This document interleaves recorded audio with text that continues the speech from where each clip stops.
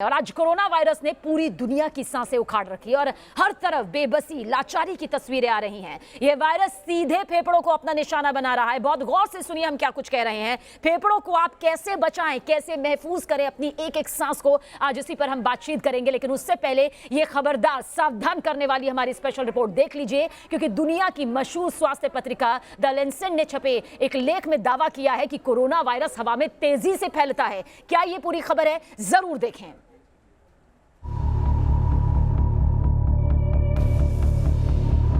दुनिया के लिए अभिशाप बन चुका कोरोना वायरस ने सबसे खौफनाक रूप अख्तियार कर लिया है। क्या गांव, क्या शहर, क्या गली, क्या मोहल्ला, हर ओर सांसों की संकट से लोग जूझ रहे हैं। और इसी संकट के बीच एक ऐसी रिपोर्ट सामने आई है जो किसी को भी दहशत में ला दे।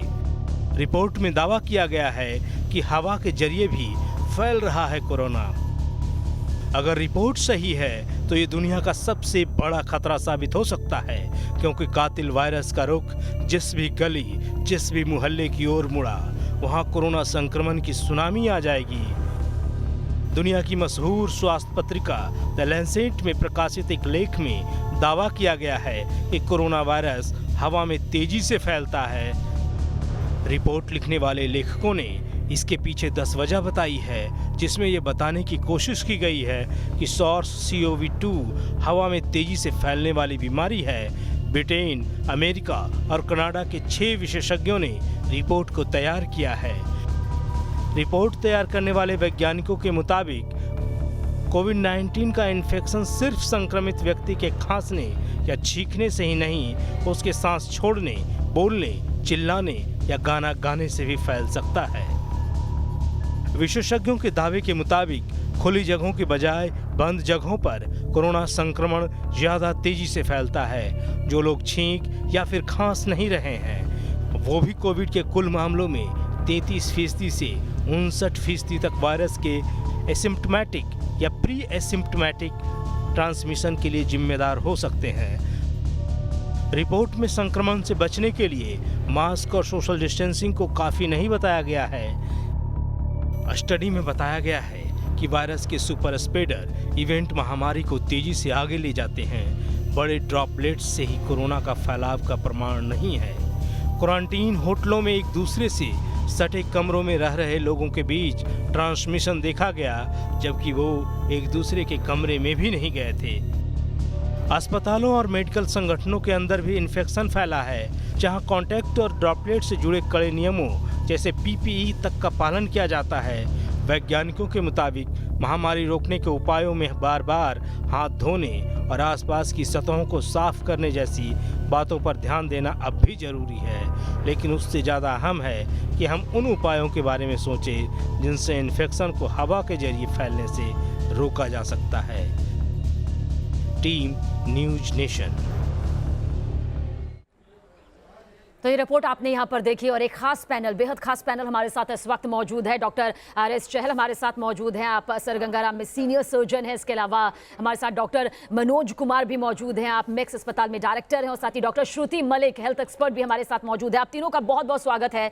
सर, यहाँ पर एक बेहद गंभीर और कहा जा सकता है कि डराने वाला जो दावा किया गया है वो ये है, डॉक्टर RS आपसे शुरुआत करती हूँ, कि हवा में भी अब ये आ गया है और हवा में भी तेजी से फैलता है। और ये आंकड़ों के जरिए, ये रिसर्च के जरिए यहाँ पर उन्होंने दावा किया है। क्या वाकई इस दावे में आपको हकीकत नजर आती है? क्योंकि अगर दावे में हकीकत है तो ये बेहद गंभीरजनक स्थिति है। डॉक्टर RS चहल। मीना जी, ये आशंका हमें हमेशा थी, पर अभी लैंसेट ने जो स्टडी की है और उसने आपने जैसे अपने उसमें बताया है प्रोग्राम में इससे पहले 10 कारण दिए हैं, जो एक बड़े वैलिड कारण है। उन्होंने हर एक चीज को बताया है ये क्यों हो रहा है। तो इसके मद्देनजर हमें अपनी रणनीति बदलनी पड़ेगी, क्योंकि कोरोना इतनी तेज फैल रहा है। और ये सोचना कि ये ड्रॉपलेट इन्फेक्शन, फॉर्माइट ट्रांसमिशन या टेबल पे खांसने से या इससे इतना बढ़ रहा है, ये सच बात नहीं है। तो इसको हमें अच्छी तरह स्टडी करके गवर्नमेंट्स को, हेल्थ केयर इंस्टीट्यूट्स, बॉडीज को इस रिपोर्ट को बड़ी गंभीरता से लेना पड़ेगा।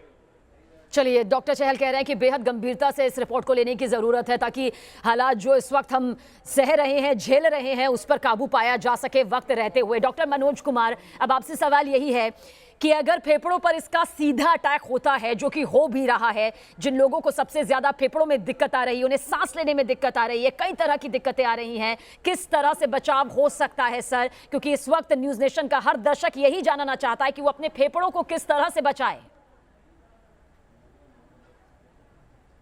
गया है कि जो न्यू म्यूटेंट स्ट्रेन आए हैं उसमें क्या होता है कि बहुत जल्दी लंग का संक्रमण या फेफड़ों का संक्रमण हो रहा है।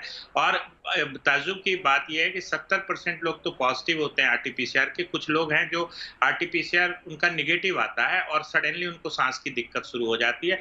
तो मैंने अभी ये एक समझिए कि सब मरीजों को हम लोग ये देख रहे हैं कि जिनको बहुत ज्यादा सिम्टम्स हैं उनका समय रहते हुए HRCT high resolution CT scan chest करवा रहे हैं ताकि हम लोग जल्दी आइडेंटिफाई कर लें कि लंग इन्वॉल्व है। और अगर लंग में जो इन्वॉल्वमेंट है वो सिग्निफिकेंट है तो इमीडिएटली उनको हॉस्पिटलाइजेशन, ऑक्सीजन और जो भी एंटीवायरल ड्रग्स हैं उनको इस्तेमाल करने से शायद हम इनिशियल स्टेज में अगर स्टेरॉइड्स और ये दवाइयां शुरू कर दें तो इनका लंग लीजन रोका जा सकता है। आपने बिल्कुल ये सही कहा कि ये लैंसेट की स्टडी बिल्कुल आई ओपनिंग स्टडी है कि एयरबॉर्न इन्फेक्शन इसको मान लिया गया है और उन्होंने बड़े स्ट्रॉन्ग एविडेंस दिए हैं। तो ऐसे हालात में जो प्रिवेंटिव मेजर्स जो हम लोग ले रहे हैं, क्योंकि हमारा इवन पीपी जो है वो ड्रॉपलेट इन्फेक्शन से बचाने वाला है, उसमें भी मॉडिफिकेशन की जरूरत है। तो डेफिनेटली जो है लंग का इन्वॉल्वमेंट बड़ा ही जल्दी हो रहा है और बहुत ही घातक हो रहा है। तो जो भी जो दवाइयां हैं रेमडेसिविर है या स्टेरॉइड से इसको अर्ली स्टेज में स्टार्ट करना चाहिए। चलिए, आगे आपसे ये जरूर समझूंगी और दर्शकों तक ये बात जरूर पहुंचाऊंगी कि एज ग्रुप वाइज लंग्स पर इसका क्या इफेक्ट पड़ रहा है, जो कोरोना की ये नई स्ट्रेन यहाँ पर सामने आई है। लेकिन डॉक्टर श्रुति मलिक, क्योंकि आप हेल्थ एक्सपर्ट है, क्या यहाँ पर हमारे दर्शकों को सजेस्ट करना चाहेंगी, वो कौन सी टिप्स देना चाहेंगी जिनसे वो अपने बच्चों के, अपने परिवार के लंग्स को, उनके फेफड़ों को मजबूत कर सके कि अगर कोरोना की नई स्ट्रेन का अटैक होता भी है तो कम से कम इस स्थिति पर ना पहुंचे लंग्स की वो 70% डैमेज होने के बाद मालूम चले? देखिए, सबसे पहले हमें ये जानना पड़ेगा कि ये वायरल इन्फेक्शन है और ये जो सेकेंड वेव का वायरल इन्फेक्शन है इस समय वो बहुत तेजी से फैल रहा है। इसका ट्रांसमिशन रेट जो है ऑलमोस्ट पिछली वेव के मुताबिक जो है वो 10 गुना है। बहुत जल्दी आप इस समय अगर 1 मिनट पहली स्टडी में देखा गया था और इन्फेक्टिविटी रेट की अगर हम बात करें तो देखा गया था पहले जो है एक वायरस जो है या एक संक्रमित जो मरीज होता था वो 2 से 3 को करता था, बट इस समय देखा गया है कि एक अगर संक्रमित मरीज के कांटेक्ट में कोई और लोग आ रहे हैं तो वो 10 से 12 लोगों को इन्फेक्ट करे। दैट मींस कि इन्फेक्टिविटी रेट इसका बहुत हाई है। सबसे पहले मैं बताना चाहूंगी WHO ने 5 चीजें कही है जिसका हमें ध्यान रखना है। अपनी डाइट का, अपनी रेगुलर एक्सरसाइज का, अब हमें जो लोग स्मोकिंग करते हैं, शराब पीते हैं, उनका सेवन बंद करना पड़ेगा। और सबसे पहली जो सबसे इंपॉर्टेंट चीज चौथी जो है वो मैं यहाँ बताना चाहूंगी कि हम लोगों को पॉजिटिव सोचना है इस समय, क्योंकि इस समय बहुत ज्यादा नेगेटिविटी आ गई है हम लोगों के बीच में। हर आदमी का जो है वो कोई ना कोई परिजन जो है इस समय इन्वॉल्व है या वो कहीं ना कहीं एक इमोशनली चैलेंज है उसकी तकलीफ को देकर। और इम्यून बूस्टर्स जैसी चीजें, ये सारी अगर हम करेंगे, और योगा में इतने प्राणायाम वाली एक्सरसाइजेस हैं, अनुलोम विलोम में, आप इंडोर रहिए, आप इस समय बाहर नहीं जा सकते, आप इंडोर रह के ऐसी एक्सरसाइजेस करिए जो आपके लंग को हेल्दी रखती है। एक चीज और देखी गई है इस वायरस में, मैं बताऊंगी कि ये यंग पॉपुलेशन और बच्चों में बहुत कर रहा है, तो बच्चों को भी आप अवॉइड करिए इस समय पार्क भेजना। इंडोर इतनी एक्टिविटीज है जिससे आप इंटरैक्टिव एक्टिविटीज से बच्चों की नॉलेज भी बढ़ा सकते हैं और उनको घर में ही आप जो है वो और बहुत अहम बात यहाँ पर डॉक्टर श्रुति आपने कही है कि मानसिक और शारीरिक दोनों तरफ से आपको मजबूत होना होगा, स्वस्थ होना होगा। आप खबरें सुनते हैं, आप समझते हैं, लेकिन इसके अलावा आपको ये भी समझना होगा कि आप खुद को स्वस्थ कैसे रख सकते हैं। डॉक्टर RS चहल, अब आपसे ये समझना चाहती हूँ, हवा में फैलने वाला ये वायरस बेहद घातक है, ये आपने बताया, लेकिन लंग्स की अगर हम जिक्र करते हैं तो आपको क्या लगता है कि एज ग्रुप वाइज किसके लिए सबसे ज्यादा ये खतरनाक होता है? 10 साल तक के बच्चों के लिए, या फिर जो यंग जनरेशन है जो सबसे ज्यादा इसकी चपेट में आ रही है उनके लिए, या फिर बुजुर्गों के लिए जिनका इम्यून सिस्टम भी वक्त के साथ थोड़ा कमजोर हो जाता है? सबसे ज्यादा किन पर यह असर करता है?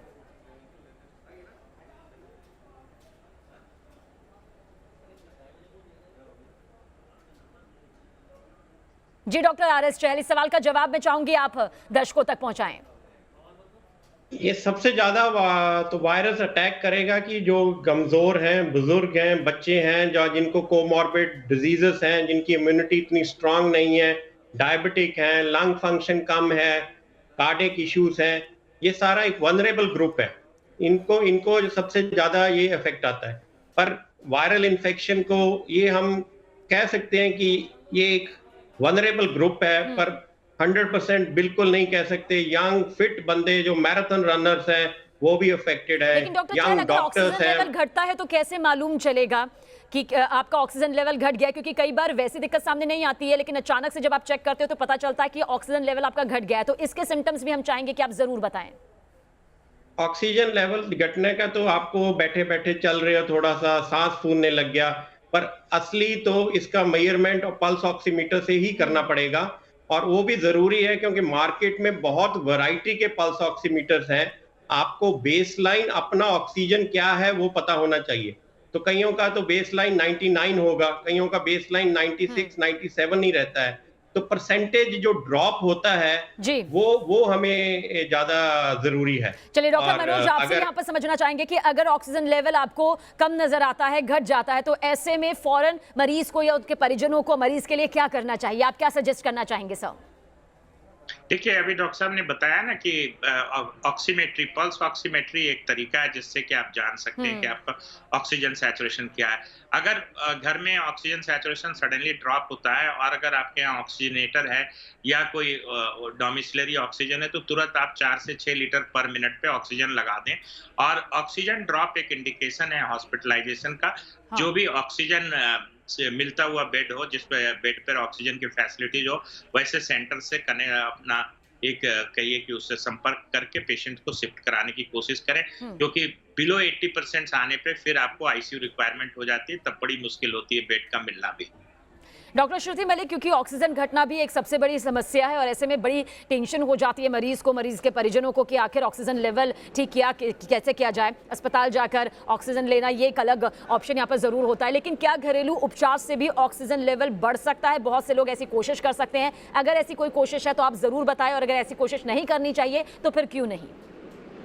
देखिए, अगर आपके पास अवेलेबल हो ऑक्सीजन कंसंट्रेट्स आते हैं, आप रख सकते हैं, बट मैं ज्यादा इसके लिए एडवाइस इसलिए नहीं करूंगी क्योंकि देखिए, जब भी हम हॉस्पिटल में एडमिट करते हैं, हम मॉनिटर करते हैं कि पेशेंट का ऑक्सीजन लेवल कितना है और उसको हमें एक्सटर्नल ऑक्सीजन कितनी देनी है। वो रिक्वायरमेंट एक डॉक्टर या एक जो आईसीयू का स्टाफ होता है वही डिसाइड कर सकता है। एक आम आदमी के लिए it is very difficult to do that. तो इसलिए मैं ये बोलूंगी, अगर बेटर होता है अगर आप हॉस्पिटल सेटअप में करें, क्योंकि बहुत सारे पैरामीटर्स होते हैं जिसके अकॉर्डिंग हम ये डिसाइड करते हैं।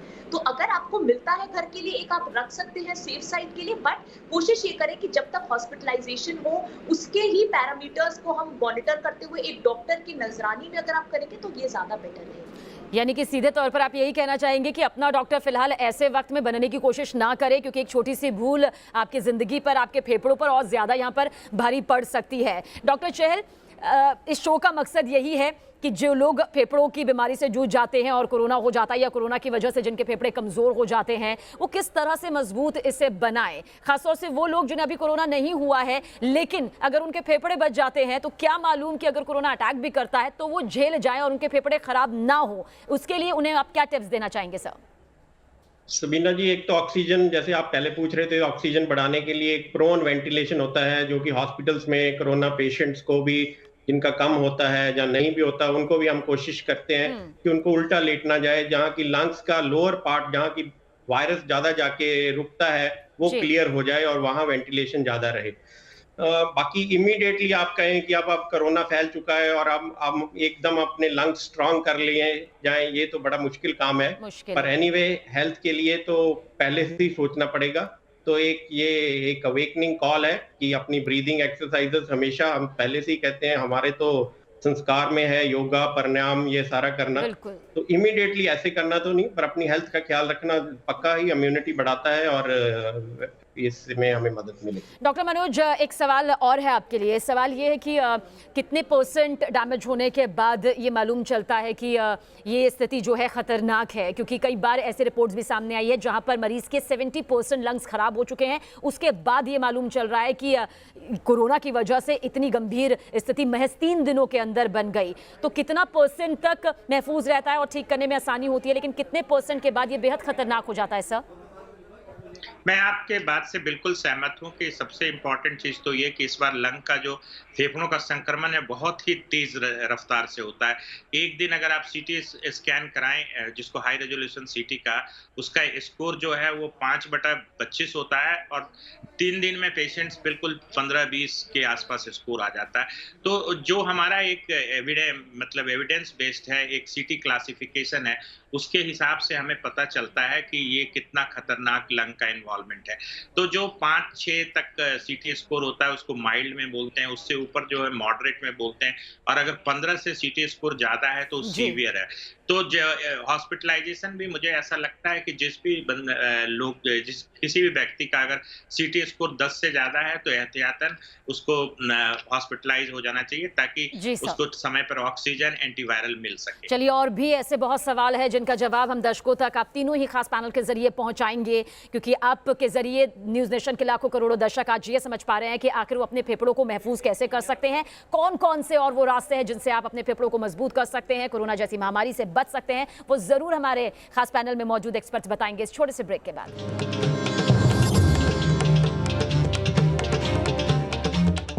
और बिना वक्त गवाए डॉक्टर श्रुति मलिक, बहुत जल्द आपसे ये जानना चाहेंगे कि कुछ सर्वे ये भी कह रहे हैं, रिसर्च ये भी कह रही है कि जून में ये आंकड़े जो हैं वो बहुत ज़्यादा बढ़ जाएंगे। क्या वाकई आपको लगता है कि जो इस वक्त हालात बने हुए हैं ये तस्वीर सामने आ सकती है? इसलिए खान पान के साथ व्यायाम कितना ज़रूरी है, ज़रूर बताएं।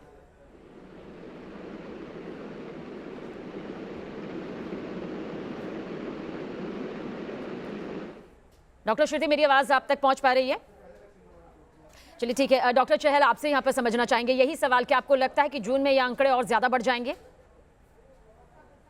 ये इंडिया इतना बड़ा है कि ये कहना बड़ा मुश्किल है कि एक साथ ये सारी पीक्स आएंगी। सो हम एक यूरोप की तरह एक छोटी छोटी कंट्रीज की जैसे अलग अलग होता है, तो हमारे भी स्टेट्स में अलग अलग जगह पे पीक होगा। जैसे कि अब हम देख रहे हैं कि नासिक के एरिया में काफी आंकड़े बढ़ने के बाद अब थोड़े से कम होने लगे हैं। उस जगह महाराष्ट्र की कुछ डिस्ट्रिक्ट्स में अभी ये पीक हो चुका है। दिल्ली में, यूपी में अभी ये पीक नहीं हुआ। तो जिस हिसाब से चल रहे हैं, डिपेंड करता है कि हम अपने प्रिकॉशंस कितने लेते हैं। ये लॉकडाउन बहुत अहम बात सर आप यहाँ पर कह रहे हैं कि हम सावधानियां कितनी बरतते हैं, ये सबसे ज्यादा जरूरी है। आपकी पूरी बात दर्शकों तक आगे जरूर रखेंगे, बाकी दो खास मेहमानों की तरफ भी रुख करेंगे इस छोटे से ब्रेक के बाद।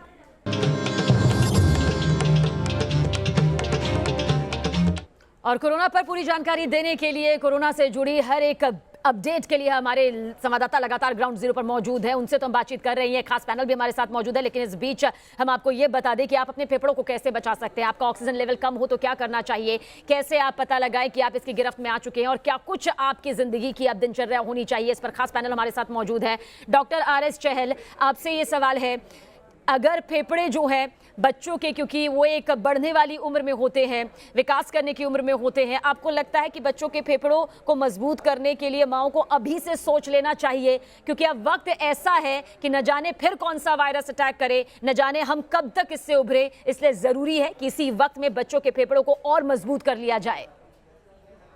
सबीना जी, ये महामारी ने हमें एक चीज बहुत सिखाया है कि हेल्थ केयर बहुत ही इंपॉर्टेंट है, और इसको हम लास्ट मिनट कुछ नहीं कर सकते। इसकी तैयारी गवर्नमेंट को, सिटीजन्स को बहुत पहले से ही करना पड़ेगा। अब सडनली हम सोचें कि 1 साल से ज्यादा हो गया, अपना हेल्थ केयर हम कितना कर पा रहे हैं, आपने ये सेकंड वेव में देख ही लिया कि क्या हाल हो रहा है। बिल्कुल बिल्कुल। तो इसीलिए ऐसे ही हेल्थ का हाल है कि सडनली ये प्रॉब्लम हमारी ये होती है कि ये एक शॉर्ट टर्म मेमोरी होती है। आप सड़क पे जा रहे हो, एक एक्सीडेंट देखते हो, अब 10 किलोमीटर नेक्स्ट गाड़ी स्लो चलाते हो, और उसके बाद फिर भूल जाते हो कि यही होना है। तो हेल्थ का भी वही हाल है, थोड़ा थोड़ा याद करते हो तो ये देख के फिर 2-3 दिन पार्क में जाने लगते हो, एक्सरसाइज करने लगते हो, फिर वो ही बराबर हो जाता है। तो ये हमें ये एक मिशन बना के चलना चाहिए।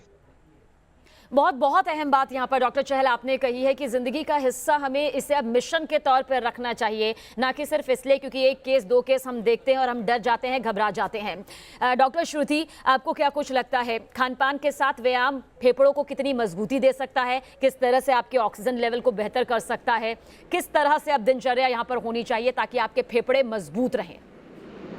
देखिए, सबसे इम्पोर्टेंट इसके लिए ये है कि हम लोग को अब ये नहीं सोचना है कि हम अभी से एक्सरसाइज, जैसे कि डॉक्टर ने बताया अभी, कि हम लोगों को ये नहीं सोचना है कि हम अभी से अगर कुछ करेंगे, हो सकता है अभी से करेंगे तो अगर आने वाली थर्ड वेव आती भी है, देखिए पैंडेमिक की अगर मैं हिस्ट्री आपको बताऊं तो पैंडेमिक हमेशा वेव्स में आया है। अगर हम 1920 की भी बात करें, जिस समय स्पेनिश फ्लू आया था, तो वो भी कई वेव्स में आया था। तो हो सकता है कि ये वेव भी आए और पीक होके एक डोर्मेंट स्टेज में चली जाए और फिर थर्ड वेव को जो है वो फिर से पैदा करे। तो हमें ये सोचना, अगर हम आज से करेंगे तो हो सकता है हम अभी तो कितने प्रोटेक्टेड है हमें ये नहीं पता, बट आने वाले समय में हम अपने आप को प्रोटेक्ट करके चलेंगे। दूसरी चीज क्या है कि हम अपना इंडोर ही इतनी एक्सरसाइजेस करें। आप अंदर रह के कर सकते हैं, आप प्रॉपर एक्सरसाइज कर सकते हैं, खान पान का ध्यान रख सकते हैं, शराब और स्मोकिंग को बंद कर सकते हैं, प्रॉपर ग्रीन वेजिटेबल्स लीजिए, ऐसी चीजें लीजिए जिसमें विटामिन्स है, कैल्शियम का इंटेक लीजिए। हम जितनी मल्टी विटामिन्स का अगर आपको ले सकते हैं आप वो लीजिए।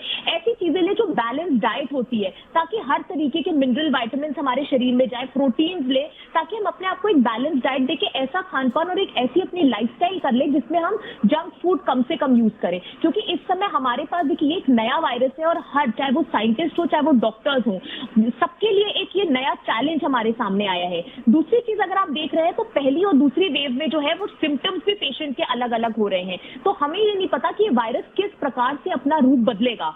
तो हमें अपने आप को पूरा हर तरफ से जो है वो सचेत होकर चलना पड़ेगा और अपनी इम्यूनिटी का ध्यान रखना पड़ेगा। लंग्स हमारे लिए बहुत इंपॉर्टेंट है इस समय, क्योंकि ये वायरस लंग्स पे काफी हद तक जो है वो निशाना लगाता है। बट हमारे लिए ओवरऑल इम्यूनिटी को मेंटेन करना उससे भी ज्यादा इंपॉर्टेंट है, क्योंकि हमें नहीं पता कि कौन से और आने वाले समय में ऑर्गन्स को ये इन्वॉल्व कर सकते हैं। जी डॉक्टर मनोज, आपसे ये जरूर पूछना चाहेंगे क्योंकि बहुत से लोग इस सवाल का जवाब यहाँ पर जानना चाहते हैं। बहुत से लोग इस वक्त खुद अपने डॉक्टर भी बने हुए हैं, तरह तरह की मेडिसिन वो ले रहे हैं या फिर यूं कहिए कि कुछ ऐसे सप्लीमेंट्स ले रहे हैं जिनसे उन्हें लग रहा है कि वो अपने इम्यून सिस्टम को मजबूत कर सकते हैं। क्या ये सही है, या फिर आपको लगता है कि अगर खुद अपना डॉक्टर बनने की कोशिश हम ज्यादा लंबे वक्त तक इस तरह से करेंगे तो ये घातक भी साबित हो जाता है? घरेलू उपायों को अगर छोड़ दिया जाए, जैसे कि काढ़ा लोग पी रहे हैं, ये एक बेहतरीन पहल उनकी तरफ से कही जा सकती है, लेकिन मैंने ऐसे बहुत से लोगों को देखा है जो अलग अलग दवाइयों के नाम बताते हैं और कहते हैं आप भी ये खाइए, आपके फेफड़े मजबूत हो जाएंगे। आपको लगता है ऐसे लोगों से बचना चाहिए, फिर ऐसे लोगों को सुनना चाहिए? बिल्कुल बचना चाहिए, क्योंकि मैं पीछे 1 साल से देख रहा हूँ, करीब करीब 14 महीने पैंडेमिक के हो गए हैं। इम्यून बूस्टर्स का बाजार बिल्कुल गर्म हो गया है। हर आदमी कुछ न कुछ नया प्रोडक्ट बना रहा है और उसको सेल कर रहा है। मेरे हिसाब से जो डॉक्टर श्रुति ने भी कहा कि जो बेसिक इंग्रेडिएंट है, जैसे विटामिन सी है, कैल्शियम है, विटामिन डी है, इन सब चीज़ों पे जाएं। महंगे महंगे इम्यून बूस्टर की कोई ज़रूरत नहीं है, ये सिर्फ आपके पॉकेट को खाली करने के लिए बने हैं। और हर तरीके की चीज़ें, कोरोना से प्रोटेक्ट होने की चीज़ें आ गई हैं, फैब्रिक से लेके ड्रिंक बिवरेजेस तक आ गए। बट मुझे ऐसा नहीं लगता है, जिस वायरस के बारे में अभी भी बहुत सारी चीज़ें, जैसे आपने देखा कल लैंसेट में आया कि ये एक एयरबॉर्न इन्फेक्शन है, तो हर चीज़ें अभी इवॉल्व हो रही हैं। वैसे हालत में इन चीज़ों पे, बाजारू प्रोडक्ट पे जो व्यर्थ का आपको सिर्फ आपका आर्थिक बोझ बढ़ाते हैं, कितना सेफ है ये कहना बड़ा मुश्किल है। बिल्कुल, लैंसेट की जो रिपोर्ट है, जैसा कि डॉक्टर चहल आपने कहा कि इसे और गंभीरता से अब सरकार को लेना चाहिए, विशेषज्ञों को लेना चाहिए, क्योंकि ये कोई हवाई बात नहीं है, बल्कि हवा में वायरस की बात यहाँ पर कही जा रही है। लेकिन चहल सर, आपको ये लगता है कि जिस तरह से मौसम का मिजाज कई बार बदल जाता है और लोग अच्छी हवा लेने के लिए भले ही बाहर ना निकलते हों, लेकिन अपने छत पर चले जाते हैं, बालकनी में खड़े हो जाते हैं, क्या अब वो हवा भी खतरनाक है? क्या खिड़की और दरवाजे को उस वक्त भी बंद करके रखना होगा? नहीं, ये हवा वो वाली हवा नहीं है। ये हवा ये है कि आप हॉस्पिटल सेटिंग में हो, जहां एक क्लोज्ड एनवायरनमेंट हो, जहां एक पॉजिटिव पेशेंट हो, जहां एसिम्प्टोमेटिक पेशेंट हो, कोई आपके सोशल सर्कल का नहीं है, आप जानते नहीं हो, अज्ञान इंसान है, तो उस जगह पे आपको प्रिकॉशंस लेनी है जी। ओपन जगह तो बहुत अच्छी है। लैंसेट की स्टडी से ये पता लग गया है कि ये मेजर ड्रॉपलेट्स जो कि स्नीजिंग, कॉफिंग से ज्यादा रोल नहीं है, ये तो एयरबॉर्न है और 3 घंटे तक हवा में रहती है। तो इससे सबसे इंपॉर्टेंट बात ये हो गई कि जो हम मास्क कहते थे कि रुमाल बांध लीजिए, गमछा ले लीजिए, उनका रोल खत्म हो चुका, अगर ये बात सच है। अभी बड़ा अच्छा मास्क चाहिए। क्वालिटी ऑफ मास्क और फिटिंग ऑफ मास्क एक 2 बड़े चीजें हैं जो करना पड़ेगा। एयर प्योरिफिकेशन पे ध्यान देना पड़ेगा और वेंटिलेशन पे ध्यान देना पड़ेगा। चलिए, एक बहुत अहम बात आपने यहाँ पर बता दी है, क्योंकि बहुत से हमारे दोस्त हैं जो हमसे पूछ रहे थे कि ज़रूर आप लोगों से ये सवाल पूछा जाए, क्योंकि लैंसेट के इस दावे के बाद उन्हें लग रहा था कि शायद अब जिस पार्क में वो सुबह सुबह थोड़ा बहुत टहलने भी जाते हैं या बालकनी में खड़े होकर थोड़ी ठंडी हवा का मजा लेते हैं, अब उनको लग रहा था कहीं ऐसा ना हो कि ये भी बंद हो जाए। लेकिन ये बात आपने बहुत बेहतरीन तरीके से सर यहाँ पर बता दी है। डॉक्टर श्रुति मलिक, आपको लगता है, हम मास्क की बात करते हैं, अब तो डबल मास्क भी पहनकर लोग बाहर निकल रहे हैं, लेकिन क्या आपको लगता है इसके अलावा फेस शील्ड जो है वो भी अपनी एक महत्वपूर्ण भूमिका निभाता है? क्योंकि बहुत से लोग हैं जो फेस शील्ड का भी इस्तेमाल कर रहे हैं। आपको लगता है ये उतना कारगर साबित हो सकता है जितना कि मास्क है, या दोनों में से आप किसे ज्यादा तवज्जो देना चाहेंगी ताकि जो वायरस है वो फेफड़ों तक ना जाए? देखिए, मास्क और फेस शील्ड दोनों ही इक्वली इम्पोर्टेंट है, बट क्योंकि हम लोग सबसे ज्यादा मास्क पे इसलिए ज्यादा तवज्जो देते हैं क्योंकि वो हमारे जो है वो नोज के एरिया को और माउथ के एरिया को कवर करता है। मास्क के बारे में आपको एक चीज ये बताना चाहूंगी कि मास्क की अगर हम हिस्ट्री में जाए तो हम देखेंगे 1910 से हम लोग मास्क लगा रहे हैं, जिस समय प्लेग फैला था।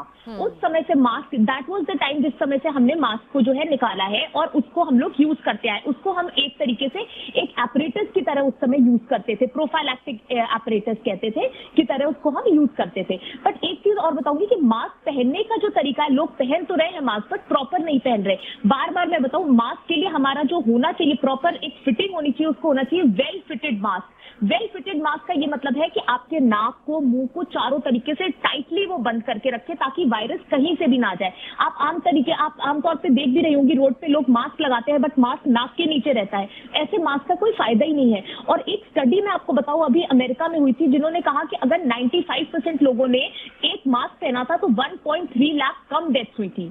तो हमें इस चीज का, इससे ये पता चलता है कि हमारी मास्क का कितनी इंपॉर्टेंस है। प्लस अगर हम फेस शील्ड पहन सकते हैं तो वो तो हमें प्रोटेक्शन किसी ना किसी तौर पे देगी। तो अगर मेरी लोगों से ये एक विनती है कि आप मास्क तो पहने ही, सही तरीके से मास्क पहने, वेल फिटेड मास्क पहने, और अगर हो सके तो फेस शील्ड भी लगाए, क्योंकि वो आपके आईज को भी एक तरीके से प्रोटेक्ट करती है। और देखिए, मास्क हम लोग इसलिए नहीं कह रहे, देखिए मास्क अभी कोरोना आया है, फिर जब खत्म हो जाएगा कोरोना का समय लोग पहनना छोड़ देंगे। बट आप देखिए, मास्क आपको टीबी से बचाता है, पोल्यूशन से बचाता है। बिल्कुल, इसके और भी बहुत सारे फायदे हैं जो कि आप खुद बता भी रही हैं और जो कि लगातार न्यूज नेशन भी लगातार बताता यहाँ पर आया है। डॉक्टर चहल, आपको लगता है कि मास्क का इस्तेमाल हम बार बार इसलिए कहते हैं क्योंकि जो भी वायरस है वो हमारे मुंह से नाक के जरिए अंदर जाता है और फिर उसके बाद हमारे लंग्स को प्रभावित यहाँ पर करता है।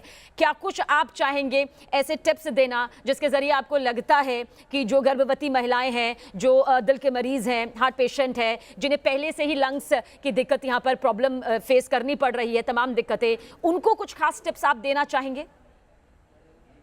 देखो, जैसे डॉक्टर श्रुति ने बताया कि मास्क पहनना एक बड़ा इंपॉर्टेंट है। जो हम देखते हैं कि नाक के नीचे मास्क, ये तो सबसे डेंजरस है। बिना पहनने वालों से ज्यादा डेंजरस ये लोग हैं, क्योंकि इनके माउथ से तो ब्रीथ कर नहीं रहे, तो ये इनका जो ब्रीदिंग या एयर बाहर निकलने का तरीका है वो और स्पीड से नाक से आ रहा है। सो आप एक बहुत दूर तक वायरस को स्प्रेड कर रहे हो, तो ये बहुत जरूरी है। तो मास्क तो, और हॉस्पिटल सेटिंग में जाने के लिए तो आपको 3 प्लाई का सर्जिकल मास्क पहनने की ही जो जरूरत है। आप कपड़े का मास्क, ये मास्क पहन के वहां नहीं जा सकते।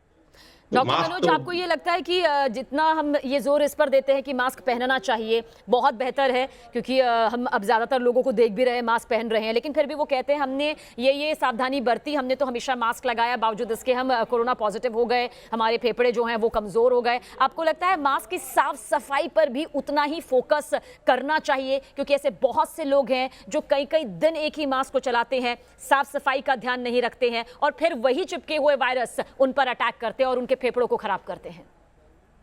जी, मैं आपको एक सीडीसी की स्टडी है, उन्होंने कहा है कि डबल मास्क यूज करना चाहिए और अंदर अगर आप कॉटन 3 लेयर मास्क यूज कर रहे हैं तो ऊपर से एक सर्जिकल मास्क यूज करें। सर्जिकल मास्क की मैक्सिमम लाइफ 6 से 8 घंटे होती है, उसका डिस्कार्ड कर देना चाहिए। और जो कपड़े का मास्क है उसमें भी प्रॉपर्ली वो 3 लेयर का होना चाहिए। अंदर वाला इम्परमिएबल टू वाटर जो पॉलिस्टर लेयरिंग होती है, और बाकी 2 जो लेयर हैं वो फिल्टर का काम करते हैं। तो मेरे हिसाब से एक अच्छा चुना हुआ 3 लेयर मास्क, उसके ऊपर से एक सर्जिकल मास्क वेल फिटेड, जो हर स्पीकर आपके बता रहे हैं कि वेल फिटेड होना चाहिए, वो जरूरी है, आज का डिमांड है। डबल मास्क यूज करें और जो भी मेडिकल पर्सनल हैं उनके लिए N95 रिकमेंडेड। जी डॉक्टर श्रुति, आपको लगता है कि अस्थमा के मरीजों को थोड़ा और संभलने की ज़रूरत है, क्योंकि पहले से ही सांस लेने में दिक्कत, ऐसे में अगर ये वायरस फेफड़ों पर अटैक करते हैं, उनका ऑक्सीजन लेवल गिरता है तो उनके लिए ज़्यादा खतरनाक यहाँ पर साबित हो सकता है। लेकिन हम चाहेंगे कि अस्थमा के मरीजों को अपनी दिनचर्या कैसी रखनी चाहिए ताकि उनके फेफड़े मजबूत रहें? एस्मेटिक पेशेंट्स के लिए बिल्कुल सही बात है, ये थोड़ा सा वायरस जो है वो एक्स्ट्रा प्रिकॉशन हमें लेना पड़ेगा अगेंस्ट दिस वायरस, क्योंकि ये लोग और ज्यादा वल्नरेबल कंडीशन में है। मैं कहूंगी जिनको होने के चांसेस अगर हो गए तो सबसे ज्यादा जो है वो इनके लंग्स पे इफेक्ट पड़ेगा। दूसरी चीज, अभी आपने आपके इस शो में मैंने देखा डॉक्टर साहब ने बताया कि हर पेशेंट को अपना बेसलाइन ऑक्सीजन लेवल पता होना चाहिए, क्योंकि हर आदमी का बेसलाइन ऑक्सीजन लेवल अलग अलग होता है। कई बार ऐसा होता है कि हम अगर अपना ऑक्सीजन चेक करते हैं और हमें लगता है कि हमारा 93, 94 आ रहा है तो हम डर जाते हैं एज अ पेशेंट, तो हमें ये जानना भी जरूरी है। तो इसलिए अगर हमें ये पता रहेगा कि हमारा बेसलाइन कैसे है तो हम उस चीज को अपने डॉक्टर के साथ डिस्कस करके और प्रॉपर तरीके से ट्रैक कर सकते हैं। जहां तक हम इन लोगों की हेल्थ की बात करें कि कैसे हम एस्मेटिक पेशेंट्स को जो है अपने लंग्स और बेटर रखें, देखिए फिर मैं वही बोलना चाहूंगी कि इन लोगों को भी वही प्रिकॉशंस लेने हैं, वही चीजें करनी है जो एक नॉर्मल आदमी को करना है। बस इनको ये ध्यान रखना है कि ये थोड़ा ज्यादा कॉशियस रहे, क्योंकि इनके में अगर हो गया तो इनको जो हाइपोक्सिया कंडीशन होती है जिसमें ऑक्सीजन की डेफिशिएंसी होने लगती है, कमी होने लगती है, वो थोड़ी जल्दी आ जाएगी नॉर्मल आदमी से जिसको कि इतनी ब्रीदिंग डिफिकल्टीज नहीं है। तो अगर हम इन सब चीजों का ध्यान रखेंगे, पहले से प्रिकॉशन लेंगे, तो हम काफी हद तक जो है अपने आप को आगे इस बीमारी को और वल्नरेबल स्टेज पे ले जाने से रोक सकते हैं। चलिए, कुछ और सवालों के जवाब भी आप सभी से तलाशेंगे, क्योंकि मुझे उम्मीद है कि इस शो के जरिए, आप पैनल के जरिए ज़रूर दर्शकों को आज ये मालूम चल रहा होगा कि वो किस तरह से अपना इम्यून सिस्टम बढ़ा सकते हैं, किस तरह से अपने ऑक्सीजन लेवल के बारे में पता कर सकते हैं, कहाँ और ज़्यादा सतर्क होने की ज़रूरत है। कुछ और खास टिप्स भी आपसे ज़रूर लेंगे, आप तीनों से ही बहुत जल्द लेंगे इस छोटे से ब्रेक के बाद। आप बने रहिएगा हमारे साथ। तो हमारे खास पैनल ने बहुत सारे इंपॉर्टेंट इन्फॉर्मेशन दर्शकों तक पहुंचाई है बहुत जल्द सर, क्योंकि चर्चा का ये आखिरी चरण है। जल्द आप सभी को थोड़ा सा वक्त यहाँ पर देना चाहूंगी ताकि आप जल्दी से वो टिप्स यहाँ पर एक बार फिर से हमारे दर्शकों तक पहुंचा दें जो आपको लगता है कि सबसे ज्यादा ध्यान में रखने चाहिए फेफड़ों को लेकर। डॉक्टर चहल, आपसे शुरुआत करूंगी।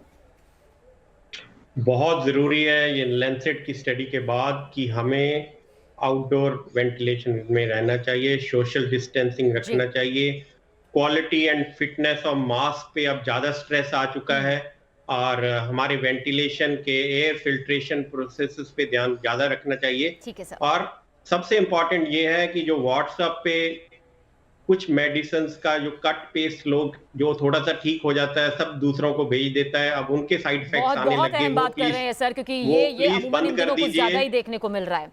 जी, एक ही चीज सबसे इंपॉर्टेंट है इसमें, मॉनिटरिंग, इसके अलावा कुछ नहीं। चलिए, यानी कि मॉनिटरिंग सबसे ज्यादा इंपॉर्टेंट है। डॉक्टर चहल की तरफ से ये सजेशन यहाँ पर दिया गया है। डॉक्टर मनोज, हम भी चाहेंगे कि जाते जाते आप जरूर बताएं दर्शकों को सबसे अहम टिप्स। सबसे इंपॉर्टेंट चीज मैं शेयर करना चाहूंगा कि इवन अगर RT-PCR आपका निगेटिव है और आपको सिम्टम्स हैं, डिफिकल्टी इन ब्रीदिंग है, सांस लेने में दिक्कत हो रही है, तो अपना CT स्कैन कराएं और इस पे केवल ये डिपेंड ना करें कि आपका RT-PCR निगेटिव है इसलिए सब कुछ ठीक है, क्योंकि 70% में तो ये पॉजिटिव आ रहा है, 30% पेशेंट्स ऐसे हैं जिनमें ये निगेटिव आता है, तो आप उस समय जरूर किसी चिकित्सक से मिलके अपना इवैल्यूएशन कराएं। इतनी खास बात सर आपने कही है, क्योंकि बहुत ऐसे लोग हैं जो पहली बार जब रिपोर्ट आती है और पॉजिटिव नहीं पाए जाते, उसके बाद बेफिक्र हो जाते हैं, दूसरी दवाइयां लेते हैं, कुछ दिन बाद मालूम चलता है कि वो पॉजिटिव है। उनके लिए आपने एक बहुत अहम बात सर यहाँ पर बताई है। डॉक्टर श्रुति, वैसे तो आपने बहुत सारी बातें यहाँ पर बताई है, बहुत सारे अहम टिप्स यहाँ पर दिए, लेकिन फिर भी हम चाहेंगे कि जाते जाते हमारे दर्शकों को जो आपको लगता है कि सबसे ज्यादा उनके फेफड़ों के लिए महफूज करने के लिए जरूरी है। देखिए, सबसे पहले मैं बताऊंगी, एक तो हमारी मेंटल वेलबींग सबसे इंपॉर्टेंट है इस समय में, क्योंकि हम सब एक बड़ी ही तकलीफ और एक बड़ी ही परेशानी वाली चीज से गुजर रहे हैं। तो एक तो हम मेंटल वेलबींग को अच्छा रखें, इम्यूनिटी अच्छी रखें, और एक चीज और मैं बता दूं कि प्लीज सारे दर्शकों को अपने कि देखिए हर दवाई का एक इंडिकेशन है, स्टेरॉइड का अपना इंडिकेशन है, CT स्कैन कब होना है उसका अपना इंडिकेशन है। तो हम लोगों को हर चीज अपने डॉक्टर से डे 1 से कंसल्ट करें, ताकि हम ऐसी जगह पे ना आए कि बाद में हमारे को ये लगे कि एकदम से हमें हॉस्पिटलाइजेशन की जरूरत है, ऑक्सीजन फॉल हो रहा है। क्योंकि बस एक इंपॉर्टेंट मैसेज मैं ये देना चाहूंगी कि ये जो बीमारी है ये फर्स्ट 4-5 डेज तो आपको एकदम नॉर्मल लगेगी, बट ये 5th डे के बाद एकदम से सडन डिट्यूरिएट करती है। तो इसलिए हम लोग अगर डे 1 से अपने डॉक्टर से, अपना फैमिली फिजिशियन है, चाहे आप उनके पास नहीं जा पा रहे, आप टेली कंसल्टेशन से बात करिए, बट हर दिन को आप ट्रैक करेंगे तो आप इतनी डिट्यूरिएशन वाली स्टेज पे नहीं पहुंचेंगे। आप तीनों ने ही हमारे दर्शकों तक हर उस सवाल का जवाब पहुंचाया जो उनके जहन में उठ रहे थे, उनके मन में उठ रहे थे। डॉक्टर श्रुति बहुत बहुत शुक्रिया, डॉक्टर मनोज आपका भी शुक्रिया, और डॉक्टर चहल आपका भी बहुत बहुत शुक्रिया, क्योंकि ये वो सवाल हैं, ये वो सवाल थे जिनके जवाब दर्शकों तक पहुंचने बहुत ज़रूरी थे। और सबसे ज़रूरी बात, मानसिक और शारीरिक तौर पर आपको हमेशा स्वस्थ रहना होगा। तमाम खबरें आ रही हैं, तमाम चीज़ें सामने आ रही हैं, लेकिन इस बीच अगर आप खुद का पूरी तरह से सावधानी से ख्याल रखते हैं, इन छोटी छोटी बातों का ध्यान रखते हैं जो हमारे पैनलिस्ट ने बताया है, तो यकीन मानिए आप कोरोना से कोसों दूर रहेंगे। ऐसा मुमकिन भी है क्योंकि अभी तक भी बहुत सारे लोग हैं जिन्हें कोरोना नहीं हुआ है, क्योंकि वो ध्यान दे रहे हैं। तो यही ध्यान जो हमारे पैनलिस्ट ने बताया है आपको भी रखना होगा। एक बहुत छोटा सा ब्रेक, बहुत जल्द हाजिर होंगे।